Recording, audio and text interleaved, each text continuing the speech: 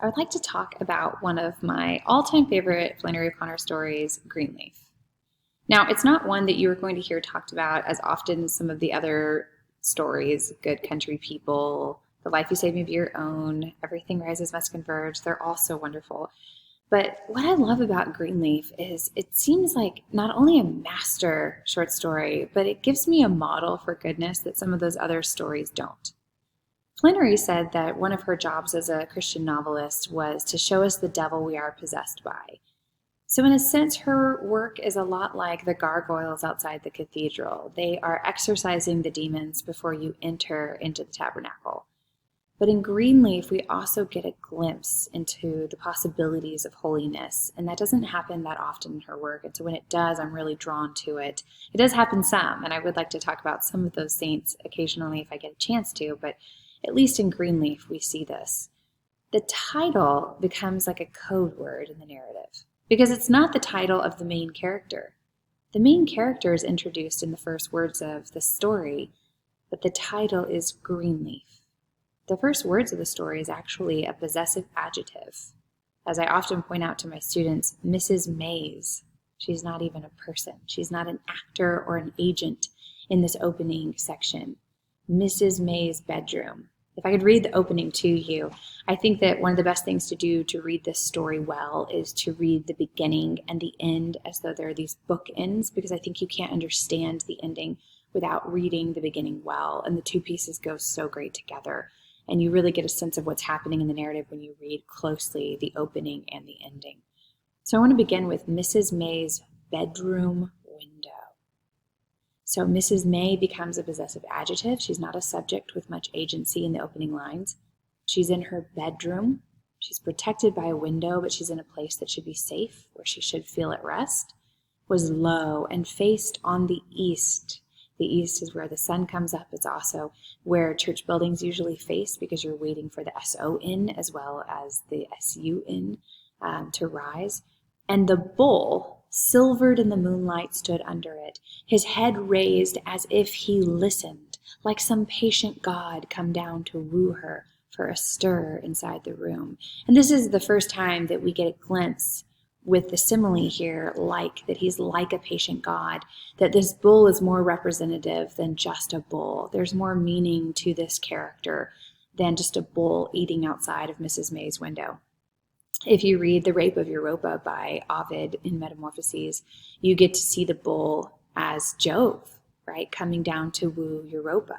And so we have the significance of the divinity, the patient God, right, the God that waits to woo the one who doesn't necessarily want to be wooed in this scenario. And we can do a parallel here with God of the Judeo-Christian tradition coming down to woo Mrs. May. The window is dark, the moon is even blackened, and there's a hedge wreath that has become tied up in the bull's horns that should make you think of the crown of thorns, but then also, of course, the wreath of flowers that Europa places at the top of the bull's horns. And bars of light break in when Mrs. May abruptly turns on her lantern, which happens to be pink. And I bring that up because we have then the intrusion of the artificial upon this natural, a bull is eating grass. That's literally what's going on. Figuratively, there may be more happening here, that God is coming to woo Mrs. May. But at least literally, the only thing that is happening is that a bull is eating outside Mrs. May's window, and he doesn't belong there. She turns on this pink glow, and we get a glimpse of Mrs. May. She has green curlers in her hair and egg white face paint over her to hide the wrinkles. As one of my students pointed out, she's against time, right? She doesn't like the effects of time. And I think we see that throughout the story, that she's always wanting to stave off. She wants to be immortal in some sense. But also we see her as a clown, which I think is the image that Flannery is going for, that the green curlers and the white face paint and the pink light, that she is a clownish person for all her vanity, for all the ways that she cares about appearance. Instead, it only makes her look rather ridiculous. And she says, "Get out of here, sir." And she's trying to throw the bull out. And she has this vision, this memory of a dream where she knew he was there outside her window, because as she was sleeping, she had been conscious of a steady rhythmic chewing as if something were eating one wall of the house. She had been aware that whatever had been eating as long as she had been at the place, and had eaten everything beginning at her fence line up to her house, and now was eating the house, and calmly the same steady rhythm would continue through the house, eating her and the boys, and then eating everything with the Greenleafs, on and on, eating until nothing was left but the Greenleafs. The word eating happens 8 times within like a sentence. Why? What is she doing with this? Well, there's this sense that he is coming to take what Mrs. May feels like is hers. If we as Christians read this story and we start to get a sense that this is supposed to be representative or symbolic or even like sacramental of God, then how dare she? How dare she be so greedy to hold on to everything she has and reject God, who's coming as though he's infringing on her, as though he's eating all of these things that belong to her. And we also get the code word comes in, Greenleaf. This is the first time that it has come into the narrative. Who are the Greenleafs? Well, from the perspective of Mrs. May, and I think this is what's really troubling for a lot of first-time readers of the story, is that a lot of this takes place indirectly from Mrs. May's perspective. And we buy into her perspective as readers. We start to see the world the way that she sees the world. And the way she sees the world is this place of scarcity and not this place of abundance. So the Greenleafs to her are those who infringe upon her world and what she owns and what she feels like she has worked for. And that's what they represent to her. So it's Mr. Greenleaf, who works on her farm, Mrs. Greenleaf, who we'll talk about in a second, who does these prayer healings, and then their sons O.T. and E.T., who are direct contrast to her children, Wesley and Schofield. So the Greenleaf family is supposed to be lower class than her, but as we see, by them being virtuous, by them being faithful, by them being good people, they have actually overcome their situation and have birthed many beautiful children. They have a gorgeous farm that is immaculate. They take care of the place that they're in. And so it's not actually the same way that Mrs. May sees it. She sees it inaccurately. For the sake of time, I want to kind of jump through the story. I want to talk about Mrs. Greenleaf and then talk about the ending. There is so much else that we could talk about within the story. Like all Flannery stories, the more that you talk about them, as she would say, you should be expanding their meaning and not reducing their meaning. So we're not going to exhaust this story by any means. But what I talked about with a glimpse of the holy, and I love this moment, is Mrs. May is surveying her land with Mr. Greenleaf, and all of a sudden she hears a shriek, and she's afraid that maybe someone has gotten hurt on her land. There's a guttural groan in which it's, Jesus, Jesus. And so she begins to run because she's afraid that someone has been hurt, but not because she cares about the person hurt, but actually because she's afraid that they're going to sue her for everything she owns. So Mrs. May sees Mrs. Greenleaf, and she hears this violent calling, and Mrs. Greenleaf is actually down on the ground, and what it looks to Mrs. May is like flopping around in the ground, right? Just like fluttering on the ground and calling out, Jesus, Jesus. Well, Mrs. May is a good Christian woman with a large respect for religion, though of course she does not believe any of it is true. And so in this moment, when she hears Jesus, she becomes ashamed and reds in the face as though someone has said like a bedroom word, right? A word you're not supposed to say out loud in decent company. And that's how she thinks of the word Jesus. But what is actually happening is Mrs. Greenleaf is committing a prayer healing. Every day she cut all the morbid stories out of the newspaper, the accounts of women who had been raped and criminals who had escaped, children who had been burned, train wrecks and plane crashes, and the divorces of movie stars. She takes them to the woods, digs a hole, and buries them, then falls over them on the ground, mumbling and groaning, moving her arms back and forth. What she's actually doing is, doing what Christ says, which is to go out alone and pray. And really pray. She's prostrate on the ground like some holy fool into the earth, into the humus, right? The word for earth, in humility and humiliation over these stories. She's giving them back to God, who can actually do something about these present headlines in a way that Mrs. Greenleaf recognizes in her humility that she cannot do anything about the suffering of these children and the suffering of these families. And so she's taking it to God. And for Mrs. May, who constantly does everything for herself, this is not the way you're supposed to respond. She actually tells Mrs. Greenleaf, get up and go wash your children's clothes. And as one of my students brought up, this looks like a contrast between Mary and Martha, where Martha is like, Jesus, tell her to come help me. And Jesus said, no, what she's doing is the better thing, right? The contemplation, the prayer, the holy act is the better thing than the busy work, at least in that moment.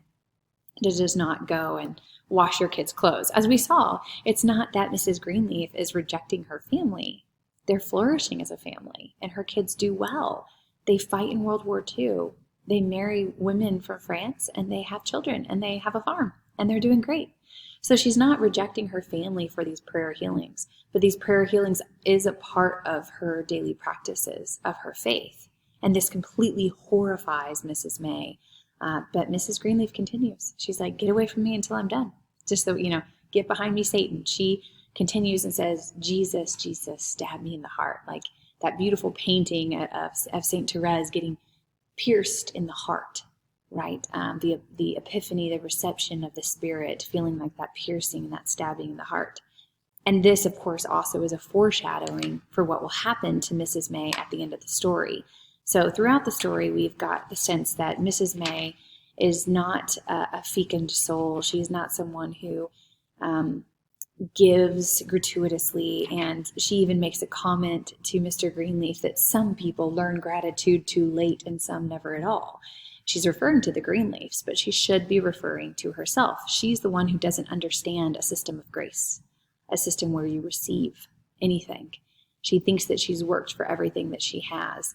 And she has this vision of what is going to happen. Of course, she doesn't know that it's a vision, but midway through the narrative, she is walking inside her own mind, but it's along her property at the rolling hills. And after a while, she becomes aware that the sun is making a noise as though it's trying to burn through the tree line. And she stops and waits and thinks, it can't possibly do that. It had no way. It always had to sink over her property the way the sun always is supposed to, the natural order of things. Nothing supernatural can happen. And instead, as she watches, the sun becomes a swollen red ball. And then it looks like a bullet. And it bursts through the tree line, racing down the hill towards her. And she wakes up. That same kind of vision should be in our mind when we see her at the end.